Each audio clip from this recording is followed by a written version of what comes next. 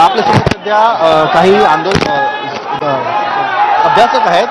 Sir, आज आपण बघितलं की शरद पवारांनी देखील म्हटलेलं आहे की आता केंद्र सरकारने घटनात्मक निर्णय घेण्याची वेळ आहे, घटनेत बदल त्यांनी सुचवलेला आहे. तुमची काय प्रतिक्रिया? घटनेत कोणत्याही प्रकारचा बदल करण्याची काही आवश्यकता नाही, कारण घटनेमध्ये संविधानामध्ये लिहिलेलं आहे ना, आम्हाला 1999, 2004 आणि 2016ला तिन्ही वेळा आपल्याला आरक्षण दिलेलं आहे. ते संविधानात्मक दिलेलं आहे, 50% आतलं आरक्षण दिलेलं आहे.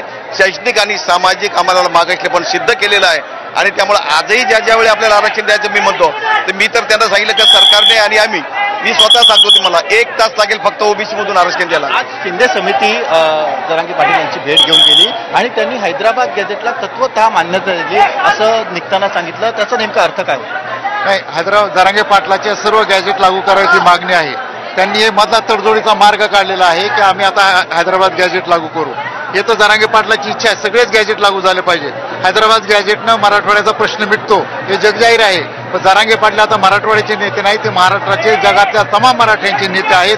त्यामुळे जरांगे पाटलाची मागणी आहे सातारा, मुंबई आणि हैदराबाद हे सर्व गॅजेट लागू झाले पाहिजे अशी त्यांची मागणी आहे. ओबीसीतून थेट आरक्षणाची मागणी आहे, मात्र त्याने ओबीसीचे आरक्षण तर कमी होईल. सगळ्यात महत्वाचं म्हणजे आरक्षण हे 3च प्रकारचं आहे. एक आहे एससीचं, दुसरा एसटीचं आणि तिसरं आहे ओबीसी. ओबीसी म्हणजे एसीबीसी.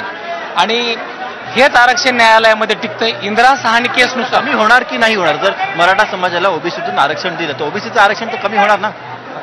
ओबीसीचं आरक्षण कमी होण्याचा प्रश्नच उद्भवत नाही, कारण ऑलरेडी हेच ओबीसी होणार आहेत. आरक्षण मर्यादा 50% असावी अशी एक मर्यादा न्यायालयाने दिलेली आहे. त्याने ओबीसीच्या आरक्षणावर परिणाम होणार नाही असं इथे अभ्यासकांचा दावा आहे.